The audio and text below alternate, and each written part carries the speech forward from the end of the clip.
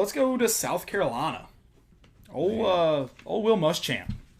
This is the year, man. This is the year Muschamp. See, that sea a little warm? I don't know. I don't have faith South Carolina would ever do the right thing, so I'm gonna go with no. See, I think the only thing that saved them last year was they beat Georgia. I mean, it had to. They went 4-8. That's bad. I mean, it does suck that they had a tough schedule. Yeah, but yeah, you shouldn't have went 4-8. You shouldn't have lost. They also lost to Tennessee. Yeah, they lost to Missouri by 20. Yeah, they lost Texas A&M 30-6, and then Clemson beat them 38-3. Who are their wins? Beat Georgia. Cupcakes? Oh, Georgia. They beat Charleston Southern. Yeah, 72-10. They beat Kentucky 24-7, and Vanderbilt 24-7. Ouch. Yep. Ouch. I mean that. We feel your pain. That was 2007. So they're probably going to improve by potentially 4 wins this year, and finish the same spot in the SEC. Let's see. Yeah, I need to jump on their schedule just. Yeah, Coastal Carolina, East Carolina. But dude, they lost to App State. So East Carolina, I wouldn't say is just like a. I'd still put App State above them though. Oh yeah, 100%. They played Wofford. They should beat Wofford. But Wofford's a team that they're one of the best. I think they're FCS, right? I mean, they should be Wofford. Yeah, I think they. Yeah, they're FCS. They're in the same conference as UTC and Citadel, and Furman, and all them. Yeah, they're one of the best Southern Conference FCS teams. I think they finished 3rd or 4th in their own conference last year. I think UTC, Furman definitely finished above them. Furman lost to them. Oh, they lost to them? I thought Furman finished 2nd last year when we were previewing them. Now you're making me second guess it. I thought they did. I thought they finished 2nd behind. Maybe it was Wofford they finished behind. Who did I think they finished behind? So they beat Furman 24-7. Okay. They lost in the first round to Kennesaw State in the playoffs. I'm talking about in the Southern Conference though. So they were 7-1 in the SoCon. Okay, so I guess they finished 1st and Furman finished 2nd then. Yep. Is what it was. But South Carolina, looking at their schedule, so I'll just roll it off real quick. They play Coastal first, then East Carolina. They travel. No, the Missouri comes to them, so Columbia. Woohoo! South Carolina then travels Kentucky, and then they travel to Florida. I think they could easily be 4-1. 3-2 is probably your floor coming into Tennessee. Yeah. That's a pretty easy schedule leading up to Tennessee. Yeah, then they got a freaking gauntlet. Yeah, and then after that, you may not win any more games. Well, you play Vanderbilt and Wofford. That's the good news. Yeah. Then you get LSU. That's a tough opponent to rotate to. Georgia, LSU, Wofford, Clemson. The thing is with South Carolina, you make it through the tough conference schedule, and then you have Clemson waiting on you at the end. Apparently they're because, I think ACC and SEC both have been leaning about no non-conference. They've been talking about it clearly. I know the Carolina schools, South Carolina South Carolina and Clemson were talking about how they. And I think Georgia Tech and Georgia were talking about how they want to play each other. That's a rivalry they want to play. If I'm South Carolina, I'm we'll sit this year out. We're good. We're good. I mean, for the pandemic. Yeah, we're looking out for our kids. Yeah.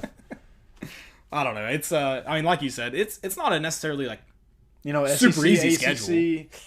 Can't do it. Can't do it.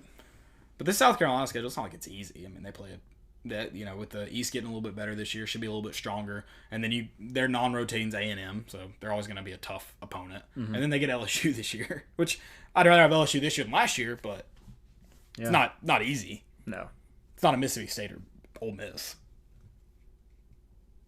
Or Arkansas. We get Bama, just we have LSU this year. We have Bama every year. So sure. Yeah. I mean, I'm not saying their schedule is tougher than Tennessee's by any means. Right. It's probably very similar. They probably maybe get the nod because we have Oklahoma this year. I was about to say they probably get the nod because of Clemson. Yeah, this year. Not this year.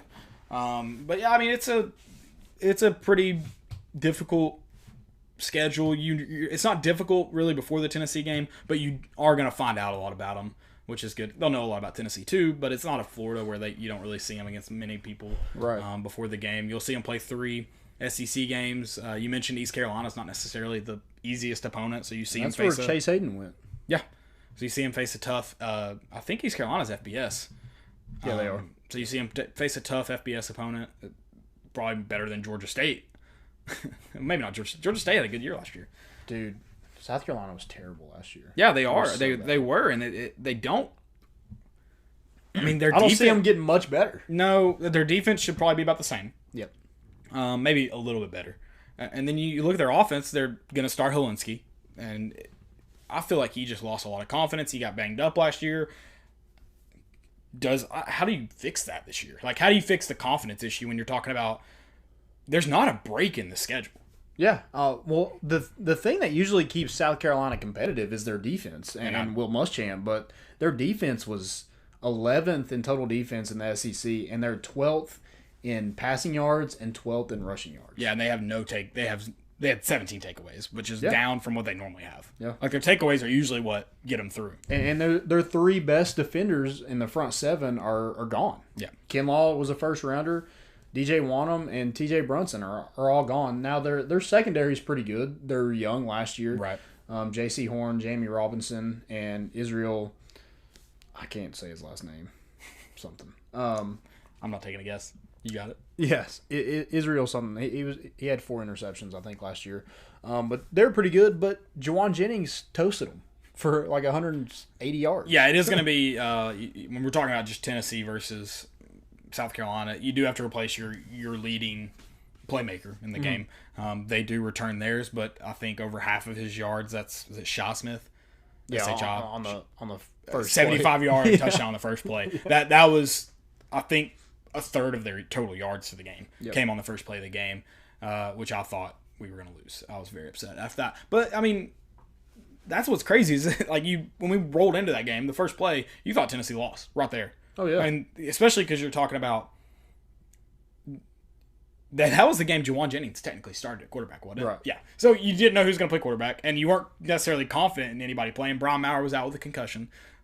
It was a lot of question marks coming in that game, and then they score on the first play from scrimmage. You're like, yeah, you could just go ahead and turn off the lights and head on home. And, I mean, credit to JT Shrout, credit to Jarrett Guarantano, credit to the whole team. They bounced back and played really, really good football and won. And, I mean, some of that goes to South Carolina was just not a good football team last year. No. I think their 2 returning running backs combined for 290 yards last year. The 2 returners. So they're banking on a true freshman starting at running back. Yeah.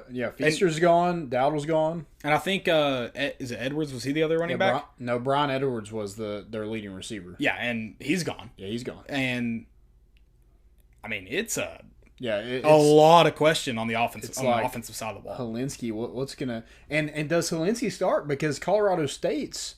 Yeah. So Mike Bobo takes over as OC, and their starting quarterback comes over. I gotta imagine it's Helinski, but I mean, I don't think it's 100%. Yeah, I mean, I think it's a fair question to ask. I mean, nothing in Helinski's game really impressed me, and that had a lot to do with his offensive line was absolutely terrible. And they don't get better this year. No, I mean I think they return 4 out of 5. Yeah, I mean, but still, like they were bad last year. Yeah, it's not like they were like missing a few pieces. I mean, Tennessee's pass rush was very underwhelming, and they had no problem getting to Helinski. So, I'm with you. I don't see this. Does Will Muschamp make it to the Tennessee game 6 games in? I don't know.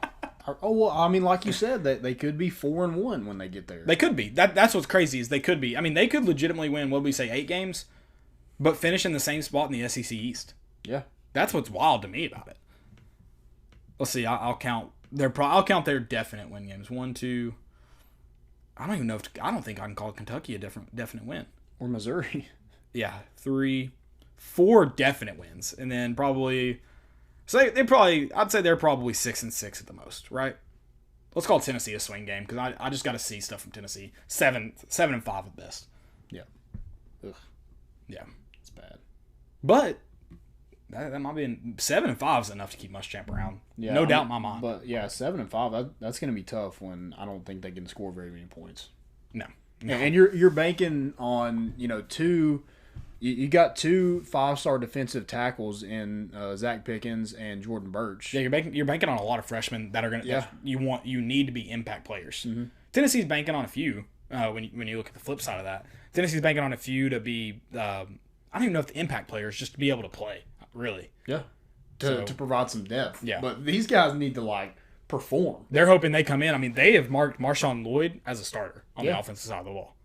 I mean, I guess South Carolina hasn't, but every South Carolina outlet, every beat writer has Marshawn Lloyd as a starting running back. Yeah. Yeah, that's a lot of questions. It's gonna be interesting. I think Tennessee's offensive line has their way with South Carolina. I just Kinlaw was their best player, and he had 1 tackle against Tennessee. Right. Wanham, I think, had 3. Yeah. Brunson had 10. So Tennessee just dominated through the air that game. Yeah. And kind of I look for Jim Chaney to do the same thing. Right. You want to attack that front 7 that's pretty weak, but you had your way with those DBs last year. I think you do a lot of the same stuff. I hope so. Until they stop it, and then you can run the ball down the throat. Right, and it's going to be tough to attack him in the same way you did last year. You talk about losing Juwan and Callaway, both of those guys who had touchdowns in that game.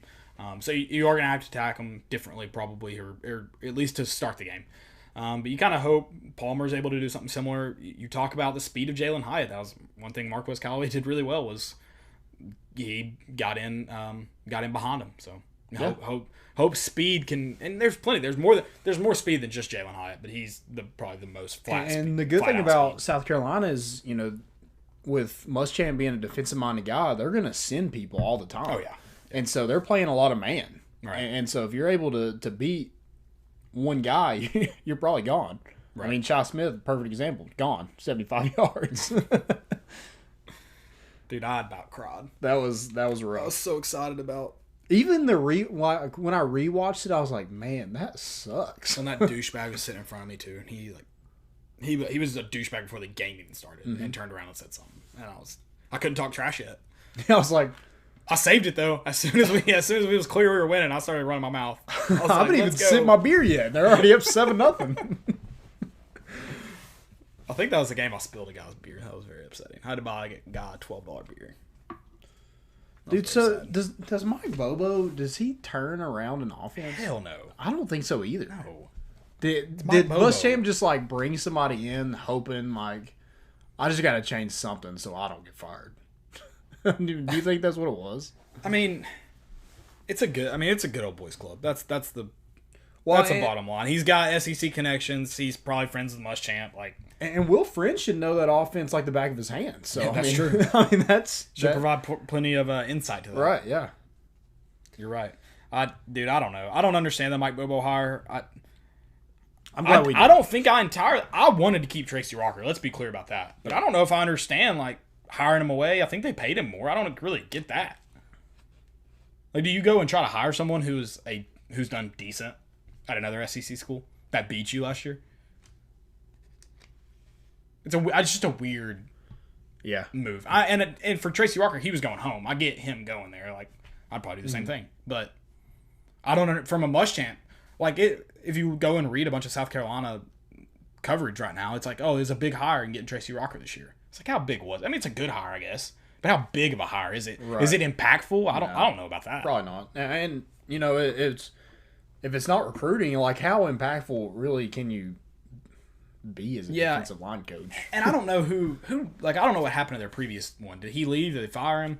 I guess that's my biggest question. Yeah, I don't know. Because if he got fired, I 100% don't understand. If he left it, I understand the Tracy Rocker hire. Mm-hmm. But I guess it really just depends on the situation before it. Yeah. Other than that, I don't know. So I do know what Pruitt's going to do.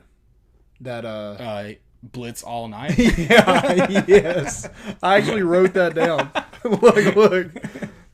We blitz all night. Yes. Yeah, definitely. I mean, 100%. with Helinski and that terrible offensive line, I think you just go get him. Yeah, absolutely. You just roll him. Helinski's not mobile enough to. Yeah. I feel bad for the kid because he got annihilated last year. But hey, you signed up for that. Yeah, you're the one who you willingly walked into Neyland. All right. Yeah, you're on the West Coast and went to the East Coast to get obliterated, so that's on you. Absolutely. I just don't. I mean, there's going to be a lot of questions for Tennessee coming into this game, but looking at everything we know as of today about South Carolina, and that's a good thing about we get to cover this.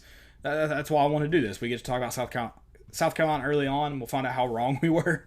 But everything we know about South Carolina right now, I just don't see Tennessee losing to them. If they do, I mean, I think you're going to be asking about what Jeremy Pruitt's about, because you should know plenty about your team by that point. Yeah, Yeah, I think the good thing about doing these previews right now is like no one's gonna remember in September when we play them. Yeah. Or October. Is it September? I think it's second week of October. Yeah, October. No one's gonna remember. Oh, those guys are idiots. Yeah, they're not gonna remember that. Will they remember if we're right though? Because that's what's really important. Probably not. So it's a lose. I mean, oh well. Yeah. You don't get the blame. Don't get the credit. Okay, so Tennessee going into let me read off their schedule. Well, okay, let's do South Carolina first. What's their record coming into this game?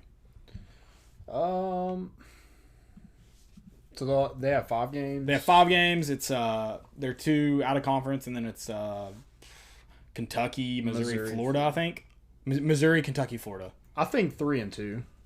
3-2. I think that's a safe bet, but I think I'm gonna go on the high end because I don't know if you're on the hot seat and they know their coach is on the hot seat, you're gonna play a little bit harder, right? You would think. Especially early on in the year when both teams are kind of figuring everything out. Yeah. Missouri is going to be trying to figure stuff out. Kentucky, they might have a little bit figured out, but they also lost quite a bit too, especially when you're talking about there's still going to be a lot of questions at quarterback. Yeah. So I'm gonna go. You said 3-2. I'm just gonna, for the sake of argument, I'm gonna go on the high end of that and go 4-1. I think they're only lost to Florida coming into the Tennessee game. Yeah, I would say Kentucky, Florida. Okay. Yeah, that's what I would say their 2 losses would be too. And if I pick 3-2. If Missouri beat them, I wouldn't be shocked. No, I wouldn't be, because at that point you're probably just controlling the game, right? Right. Yeah. I wouldn't be surprised. Dude, where do you see him finishing then? You have him at 3-2 going to Tennessee. So I have them. That'll be 3-3.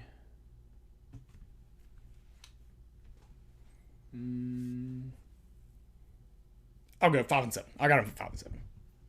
I looked at their schedule. I looked at it earlier today, and I thought, they could finish 6-6, 7-5. Now I'm going 5-7.